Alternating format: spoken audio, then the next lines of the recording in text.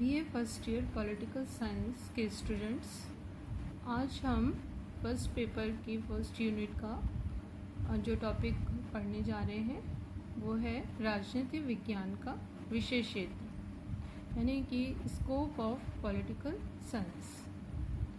क्षेत्र से क्या अभिप्राय है ये जानना हमारे लिए आवश्यक है।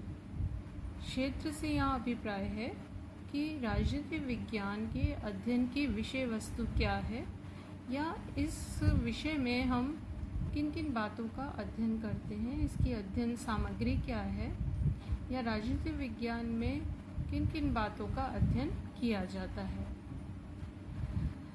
ये विषय राजनीति विज्ञान जो विषय है वो काफ़ी व्यापक है और इसमें विविध राजनीतिक पक्षों का अध्ययन किया जाता है। समय समय पर राजनीतिक विचारकों ने विभिन्न अपने विचारों के द्वारा इसके विषय क्षेत्र को स्पष्ट किया है, जिसमें प्रमुख नाम हम गार्नर, प्रोफेसर गैटल, प्रोफेसर पीके मुखर्जी, विलोबी और अन्य कई विचारकों के नाम ले सकते हैं। इसके साथ ही द्वितीय विश्व युद्ध के बाद जब संयुक्त राष्ट्र संघ का गठन हुआ तो यूनेस्को के तत्वाधान में 1948 में भी राजनीति विज्ञान के विषय क्षेत्र को स्पष्ट किया गया था, इसकी व्याख्या की गई थी।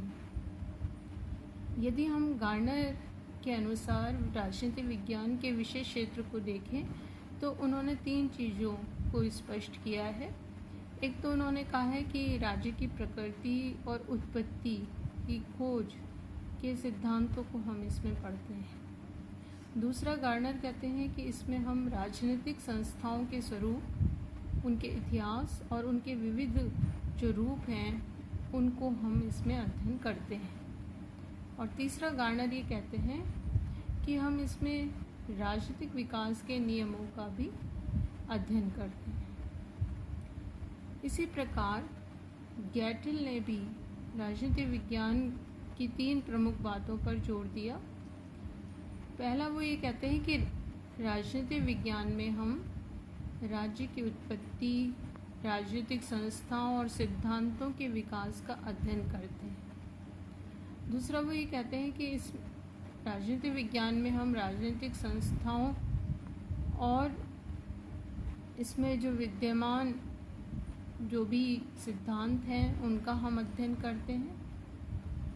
और तीसरा ये कि जो भावी राज्य का स्वरूप होगा, आदर्श स्वरूप होगा, वो निश्चित करते हुए हम उसका भी अध्ययन करते हैं। इसी तरह से भारत के प्रोफेसर पीके मुखर्जी हैं, उन्होंने भी इसके विषय क्षेत्र को स्पष्ट किया है और उन्होंने अपना मत देते हुए कहा है कि राजनीतिक विज्ञान में हम राजनीतिक दर्शन, सिद्धांत, राजनीतिक संस्थाओं, विभिन्न प्रकार के वाद, राज्य का राष्ट्रीय अंतर्राष्ट्रीय स्वरूप क्या है, राजनीतिक संगठन किस किस प्रकार के हैं, राजनीतिक दल, दबाव समूह, ऐसे विभिन्न विषयों का अध्ययन हम इसमें करते हैं। प्रोफेसर विलोबी ने भी इसको एक्सप्लेन किया है। वो लिखते हैं कि राजनीतिक विज्ञान जिन जिन महान विषयों की व्याख्या करता है तो उसमें प्रमुख रूप से है राज्य, सरकार और कानून। ये 3 चीज़ों को जो है विलोबी ज़्यादा जोर दे रहे हैं। इसी तरह से यदि यूएनओ की जो संस्था है यूनेस्को, जिसका फुल फॉर्म है संयुक्त राष्ट्र संघीय शैक्षणिक, वैज्ञानिक और सांस्कृतिक संगठन, इसके तत्वाधान में राजनीति विज्ञान के विद्वानों का एक सम्मेलन हुआ था और उसमें भी कुछ निर्णय लिए गए थे और राजनीति विज्ञान के विषय क्षेत्र को स्पष्ट किया गया था। तो उसके अनुसार यदि हम देखें तो उन्होंने यूनेस्को ने एक तो राजनीति के सिद्धांतों पर जोर दिया, दूसरा राजनीतिक संस्थाओं पर जोर दिया, तीसरा राजनीतिक दल, दबाव समूह, लोकमत, इन पर जोर दिया। इसके साथ ही यूनेस्को के तत्वाधान में अंतर्राष्ट्रीय संबंधों का अध्ययन इसमें किया जाए, इस चीज़ पर इन्होंने बल दिया था।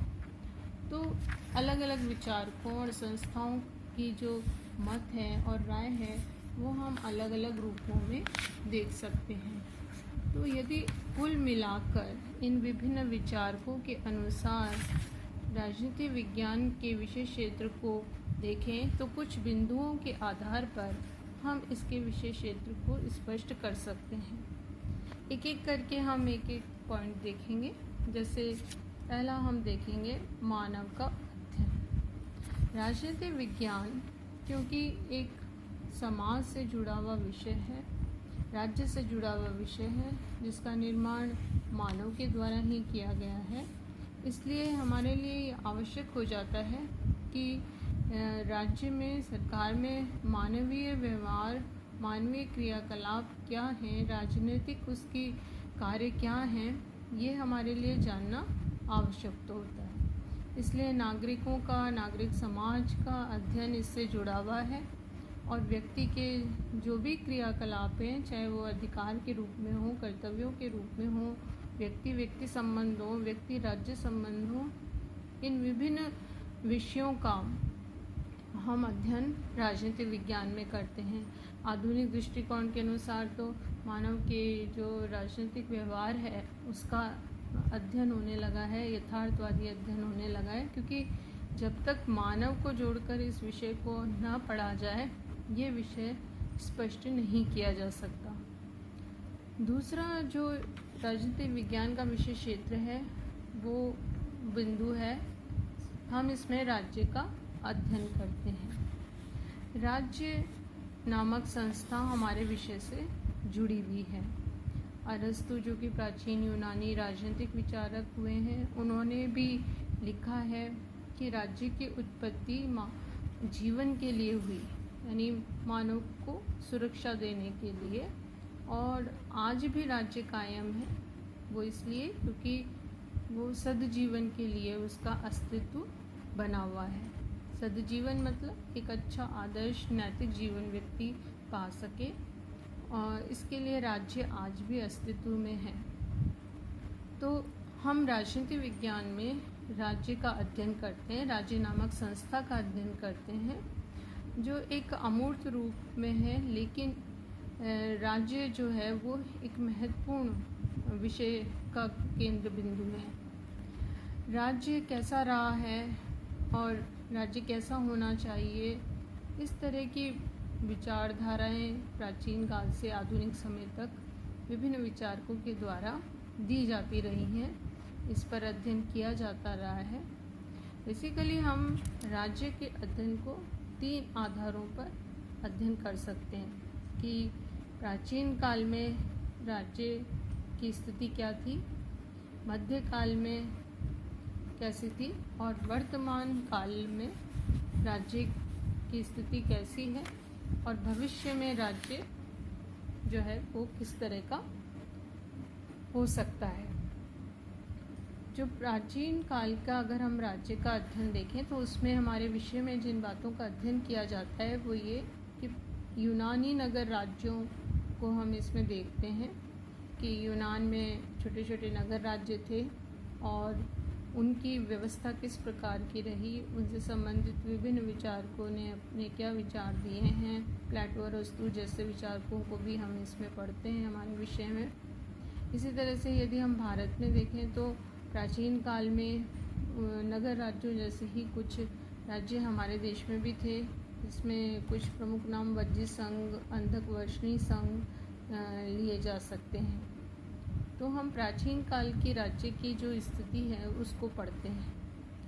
हम हमारे विषय में राज्य के वर्तमान समय का अध्ययन भी करते हैं, क्योंकि आज के समय में राज्य को राष्ट्रीय राज्य के रूप में देखा जाता है, जिसके 4 तत्व हों: भूभाग, जनसंख्या, सरकार, संप्रभुता, और राज्य के अंतर्गत जितने कार्य हैं, अनिवार्य, वैकल्पिक, सभी का बातों का हम अध्ययन करते हैं। राज्य के स्वरूप का अध्ययन करते हैं, राज्य की उत्पत्ति कैसे हुई, इन बातों का अध्ययन करते हैं। राज्य जो है उसका विभिन्न जो रूप हैं वो क्या हैं, आंतरिक रूप क्या है, बाहरी रूप क्या है, आंतरिक कार्य क्या है, बाहरी कार्य क्या है, राज्य का जो विदेश नीतियां हैं वो क्या हैं, अन्य देशों से संबंध किस प्रकार के हैं, कूटनीतिक संबंध क्या हैं, संधि समझौते और विश्व शांति और विश्व समस्याएं, विभिन्न प्रकार के विषयों को हम राज्य से जोड़ते हुए अध्ययन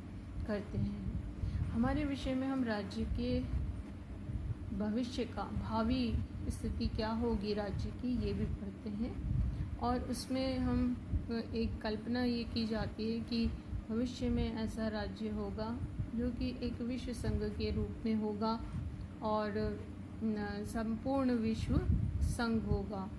और ये एक कल्पना है, अभी इसका चरितार्थ होना बहुत समय है, वो होगी या नहीं ये भी पता नहीं, लेकिन राज्य के भविष्य के बारे में भी विभिन्न विचारधाराएं रही हैं। वो अपने अपने तरीके से इसके राज्य की स्थिति को स्पष्ट करते हैं और हम उस सभी चीज़ों का अध्ययन इसमें करते हैं।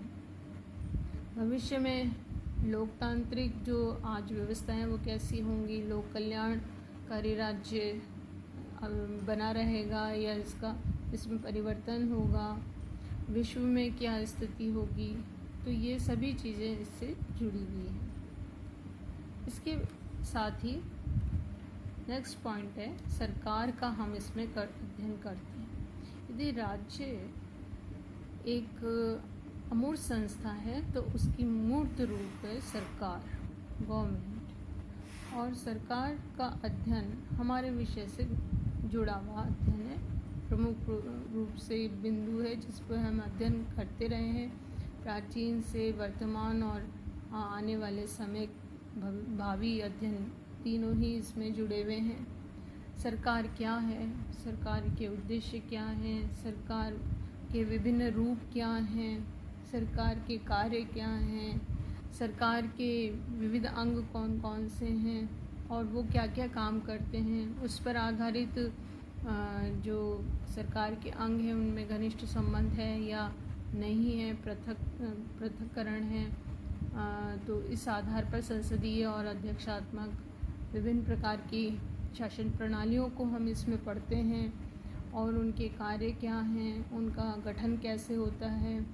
तो सरकार के राजतंत्रात्मक, संघात्मक, संसदात्मक, अध्यक्षात्मक विभिन्न जो प्राचीन से वर्तमान तक विविध रूप रहे हैं उस सभी को पढ़ना हमारे विषय का विषय क्षेत्र है। इसके साथ ही हम हमारे विषय में स्थानीय, राष्ट्रीय और अंतर्राष्ट्रीय समस्याओं का भी अध्ययन करते हैं। स्थानीय स्वशासन संस्थाएं हमारे विषय से ही जुड़े हुआ टॉपिक है। राष्ट्रीय स्तर भी हमारे विषय से जुड़ा हुआ है और राष्ट्रीय के साथ साथ पूरा विश्व स्तरीय यानी अंतर्राष्ट्रीय स्तर भी हमारे विषय से संबंधित है। तो ये तीनों ही चीज़ों का अध्ययन हम हमारे विषय में करते हैं और इससे जुड़ी हुई विभिन्न समस्याओं को हम पढ़ते हैं। उदाहरण के लिए जैसे स्थानीय स्वशासन संस्थाएं हैं जिसमें आपके ग्राम पंचायत, पंचायत समिति, जिला परिषद जैसी संस्थाएं आती हैं। इन सभी स्तर पर कौन कौन सी समस्याएं हैं, उनका समाधान कैसे हो सकता है, इनका समाधान करने वाली सत्ता कौन सी है और कैसे इन समस्याओं को वो सुलझाते हैं, इन सब को हम हमारे विषय में पढ़ते हैं। राष्ट्रीय स्तर की जो समस्याएं हैं, चाहे वो भारत से संबंधित हो चाहे दुनिया के किसी भी देश से संबंधित हो, उनको भी हम हमारे विषय में पढ़ते हैं। जैसे भारत में राष्ट्रीय स्तर की विभिन्न समस्याएं हैं, जैसे राष्ट्रीय एकीकरण या जातिवाद या सांप्रदायिकता या क्षेत्रीयतावाद, भाषावाद जैसी समस्याएं, तो उनको हमारे विषय में अध्ययन किया जाता है और उनका समाधान कैसे हो ये भी हम इसमें अध्ययन करते हैं। इसके साथ ही अंतर्राष्ट्रीय स्तर की समस्याओं का अध्ययन भी हम करते हैं, जिसमें चाहे वो आतंकवाद की समस्या हो, शस्त्रीकरण की समस्या हो, शरणार्थियों की समस्या हो या शस्त्रीकरण में अगर हम परमाणु परीक्षण की एक मेजर समस्या देख सकते हैं, या हम इसमें हाल फिलहाल वर्तमान में जो जैविक आक्रमण हो रहे हैं, जिसमें कोरोना पे भी शंका है कि ये जो कोरोना संकट है वो कहीं जैविक आक्रमण तो नहीं है चीन के द्वारा किया गया। तो इस तरह की जो विभिन्न प्रकार की समस्याएं दुनिया भर के देशों में है, वो हमारे विषय से जुड़ा हुआ विषय क्षेत्र है। और हम हर स्तर की राजनीतिक समस्याओं और जो राजनीतिक क्षेत्र को प्रभावित करने वाली समस्याएं हैं, उन सबको जोड़ते हुए अध्ययन करते हैं। इसके साथ ही राजनीतिक विज्ञान में हम शासन प्रबंध या प्रशासनिक व्यवस्था का भी अध्ययन करते हैं, जिसको एडमिनिस्ट्रेशन भी कहा जाता है। यदि प्रत्यक्ष रूप से राजनीतिक कार्यपालिका काम करते हुए दिखाई देती है, तो उसके पीछे जो एक पूरा तंत्र है, प्रशासन है, वो भी कार्य कर रहा होता है। तो उन सभी बातों का हम अध्ययन हमारे विषय में करते हैं कि शासन प्रबंध क्या है, शासन प्रबंध में पद सोपानी व्यवस्था क्या है और सत्ता क्या है, आदेश का किस तरह से दिया जाता है, उसकी पालना होती है। पोस्ट कॉर्प को हम इसमें देखते हैं। लोक प्रशासन के जो कार्य करने वाले लोक सेवक हैं, उनके कार्य क्या हैं, कर्तव्य क्या हैं, और इस प्रशासन प्रबंध से संबंधित विविध समस्याएं क्या हैं। इन सब विविध बातों का अध्ययन हमारे विषय में किया जाता है। पब्लिक एडमिनिस्ट्रेशन को हम इसमें पढ़ते हैं, लोक प्रशासन को, और वो हमारे विषय से ही जुड़ा हुआ अध्ययन है। इसके साथ ही एक और जो प्रमुख बिंदु है जिसका हम स्पष्ट करेंगे, वो है अन्य समाज विज्ञानों का प्रासंगिक अध्ययन। राजनीतिक विज्ञान समाज से जुड़ा हुआ विषय है। एक शब्द यूज़ होता है और वो है समाज विज्ञानों, और उसमें विविध विषय समाज से संबंधित हैं वो आ जाते हैं। जैसे राजनीतिक विज्ञान तो है ही, लेकिन इतिहास, अर्थशास्त्र, समाजशास्त्र, दर्शन शास्त्र, ये विषय भी मानव और समाज से जुड़े हुए विषय हैं। तो हम इनको बिल्कुल एक सीमा रेखा खींचकर अलग नहीं कर सकते, और ये कहीं ना कहीं हमारे विषय को प्रभावित करते हैं। और पूरी तरह से विस्तृत रूप में तो इन विषयों का अध्ययन नहीं हमारे विषय में हो सकता, लेकिन जहाँ भी प्रासंगिक है, जहाँ हमारे विषय को समझना, स्पष्ट करने की आवश्यकता है, वहाँ हम इन विषयों को जोड़ते हुए अध्ययन करें, ताकि हमारा विषय जो है उसकी व्याख्या हो सके और हमारे विषय को ठीक प्रकार से समझा जा सके। तो इसको अंतरानुशासनात्मक अध्ययन दृष्टिकोण के रूप में भी जाना जाता है।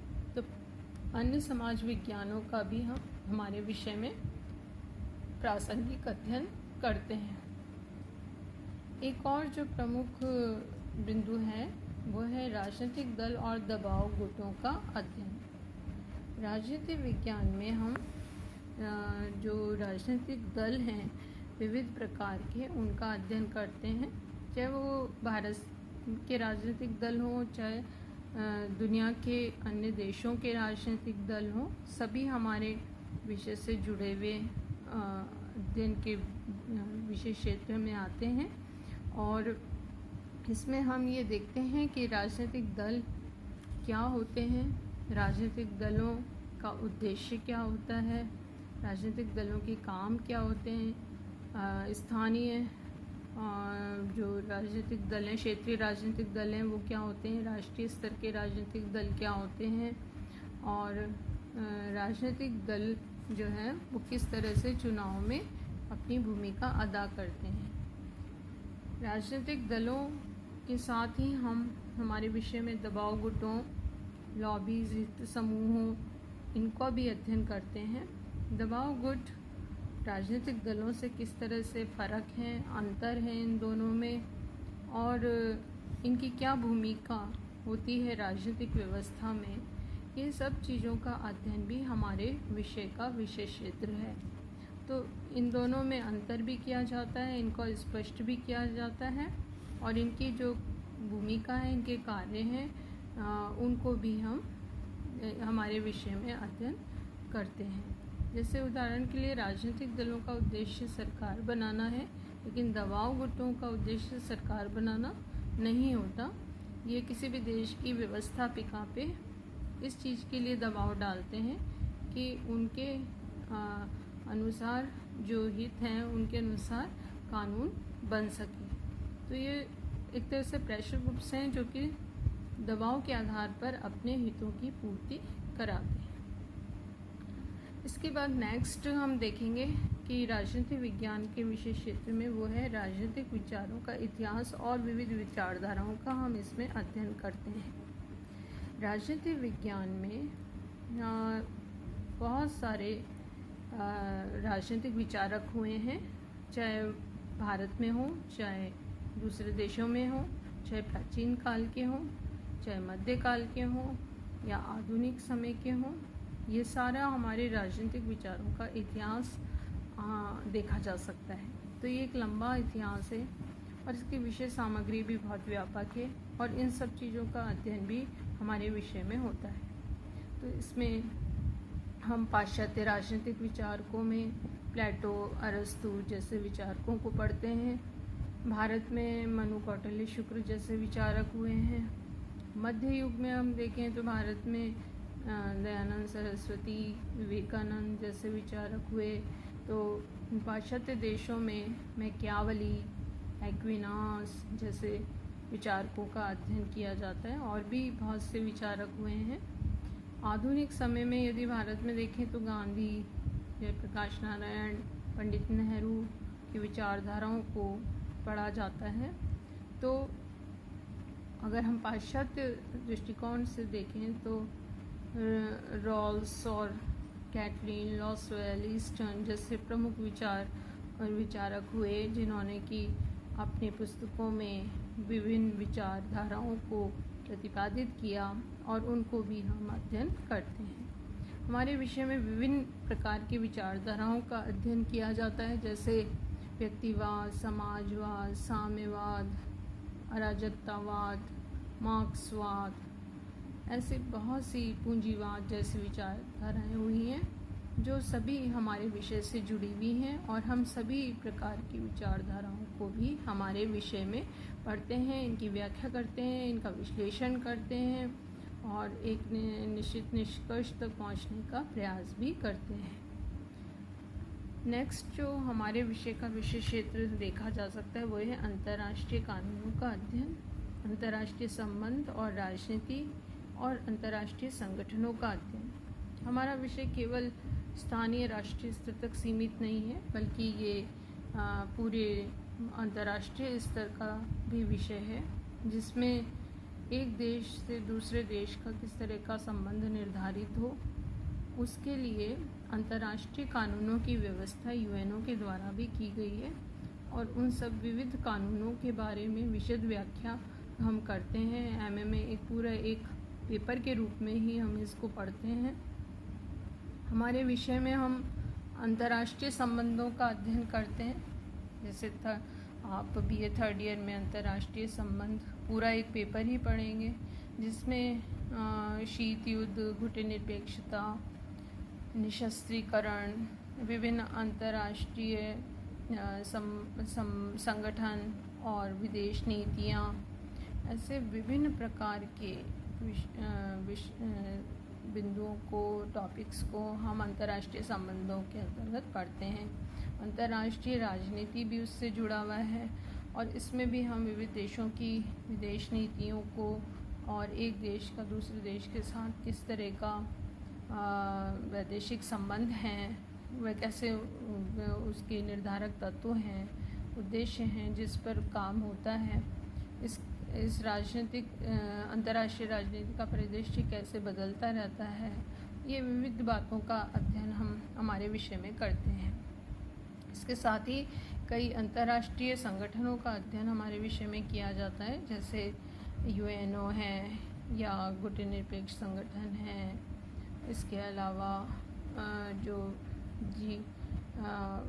सार्क संगठन है, कई ऐसे संगठन जिससे विभिन्न देश विश्व स्तर के जुड़े हुए हैं, उन सब अंतर्राष्ट्रीय संगठनों के उद्देश्य, सिद्धांतों उसके कार्यों को पढ़ना भी हमारे विषय के विषय क्षेत्र में आता है। इसके अलावा जो नेक्स्ट है वो है हम हमारे विषय में राजनीतिक जीवन की विविधताओं का अध्ययन करते हैं। मानव से जुड़ा हुआ विषय है राजनीतिक विज्ञान, राजनीतिक पक्ष से जुड़ा हुआ है और नित्य प्रतिदिन विविध प्रकार के कार्य और परिवर्तन और नई चीज़ें शामिल होती रहती हैं।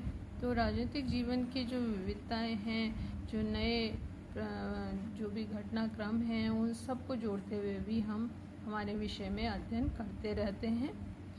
इसके साथ ही आज के समय की जो प्रजातांत्रिक शासन प्रणाली है, जो सबसे ज़्यादा प्रचलित है पूरे विश्व में, इस प्रजातांत्रिक प्रणाली को हम किन किन देशों में देख सकते हैं, वो कितनी सफल है, किन देशों में ये सफल नहीं हो पाई, प्रजातांत्रिक व्यवस्था के क्या गुण हैं, क्या दोष हैं, इसमें और सुधार कैसे हो सकता है, ये भी आज के संदर्भ में अध्ययन का विषय है। क्योंकि अधिकांश देश आज प्रजातांत्रिक शासन प्रणाली वाले देश हैं, तो इस पर भी हम विशद अध्ययन करते हैं। इसके साथ ही एक और प्रमुख बिंदु है जिस पर हम अध्ययन करते हैं, वो है जन कल्याणकारी राज्य या लोक कल्याण भी कारी भी कहते हैं, या इंग्लिश में जैसे वेलफेयर स्टेट कहा जाता है। इस आज की जो प्रजातांत्रिक शासन प्रणालियां हैं वो जनता के अधिक से अधिक हित और कल्याण पर आधारित शासन करने वाली है। तो ये एक नया कंसेप्ट जो प्रजातंत्र से जुड़ा और इसमें जन कल्याण कितना किसी देश की सरकार करती है और कितनी सफल रहती है और कितनी वो औचित्यपूर्ण है, इन सब चीज़ों को भी हम जोड़ते हुए अध्ययन करते हैं। इसकी विश्लेषण भी करते हैं, इसकी व्याख्या भी करते हैं। नियोजित आर्थिक विकास का अध्ययन, हालांकि ये कहा जा सकता है कि अर्थशास्त्र विषय से जुड़ा हुआ बात है, लेकिन क्योंकि समाज विज्ञानों में अर्थशास्त्र और राजनीतिक विज्ञान दोनों ही आते हैं और दोनों ही मानव जीवन के पक्ष से जुड़े हुए विषय हैं, इसलिए हमारे विषय में हम नियोजित आर्थिक विकास को भी जोड़ते हुए अध्ययन करते हैं, चाहे वो स्थानीय स्तर का हो, राष्ट्रीय स्तर से हो संबंधित हो या अंतर्राष्ट्रीय स्तर से संबंधित हो। हमारे विषय में वैज्ञानिक विकास और तकनीक इत्यादि को भी प्रासंगिक रूप से पढ़ा जाता है।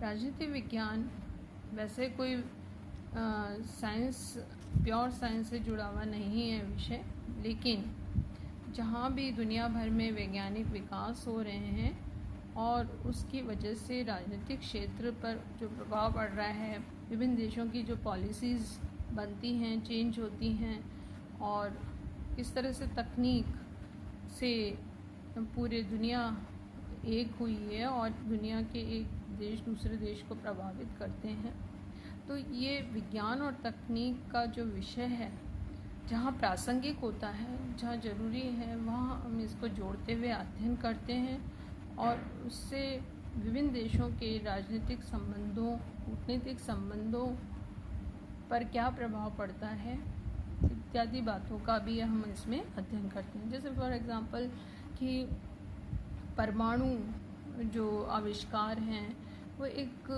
वैज्ञानिक विकास या वैज्ञानिक क्षेत्र का विषय है, लेकिन चूँकि ये किसी भी देश की अंतर्राष्ट्रीय संबंधों को, अंतर्राष्ट्रीय राजनीति को भी प्रभावित करता है, इसलिए हमें जो बेसिक ज्ञान है वो विज्ञान और तकनीक का भी होना आवश्यक हो जाता है, चाहे वो सेना से संबंधित तकनीक हो या साइंस के क्षेत्र में किसी भी देश की सैन्य क्षमता को बढ़ाने से संबंधित हो।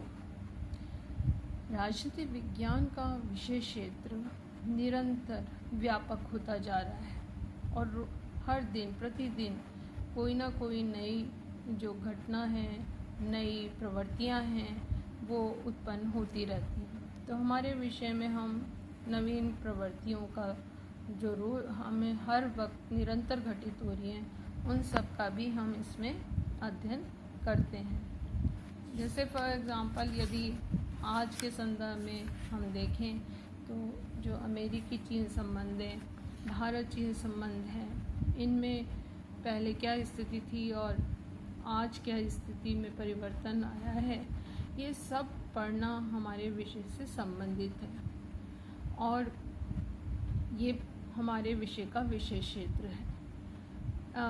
राजनीतिक विज्ञान का जो विषय क्षेत्र है वो एक जगह बंधा हुआ नहीं है। हम भूत, वर्तमान, भविष्य तीनों ही समय का हर पक्ष का अध्ययन करते हैं और क्योंकि मानव जीवन बहुत ही विविधतापूर्ण है और मानवीय व्यवहार निरंतर परिवर्तनशील है, इसलिए हमारे विषय में भी नित्य नए परिवर्तन और बदलाव होते रहते हैं और इसीलिए राजनीतिक विज्ञान का जो विषय है वो नदी के पानी की तरह प्रवाहवान है, गतिशील है और इसीलिए इसका जो विषय क्षेत्र है वो ठहरा नहीं है, बल्कि उसमें निरंतर वृद्धि हो रही है। नई नई प्रवृत्तियाँ, नई नई घटनाओं, नए नए अंतर्राष्ट्रीय संबंध और कूटनीतिक संबंधों में परिवर्तनों को हम सबको निरंतर देखते हैं, उनका अध्ययन करते हैं, उनका विश्लेषण करते हैं और तभी हमारे विषय को हम ठीक प्रकार से अध्ययन और विश्लेषित कर पाते हैं। तो राजनीतिक विज्ञान का विषय क्षेत्र बहुत ही अधिक व्यापक है, गतिमान है और इसको हम एक जगह ठहरा नहीं सकते, रोक नहीं सकते। हमें प्रतिपल हर वक्त घटित होने वाली सभी राजनीतिक घटनाओं का अध्ययन करते रहना होता है, चाहे वो पहले घटित हुई हो भूत में, चाहे अब वर्तमान में चल रहा घटनाक्रम हो, चाहे आने वाले भविष्य में जो घटनाएं घटित होंगी वो सब हमारे विषय से जुड़ी हैं, चाहे वो स्थानीय स्तर की हो, चाहे राष्ट्रीय स्तर की हो, चाहे अंतर्राष्ट्रीय स्तर की हो, चाहे वो किसी भी देश से संबंधित हो। विविध पक्ष हमारे अध्ययन के हैं और ये सारा विषय क्षेत्र हमारे राजनीतिक विज्ञान का देखा जा सकता है।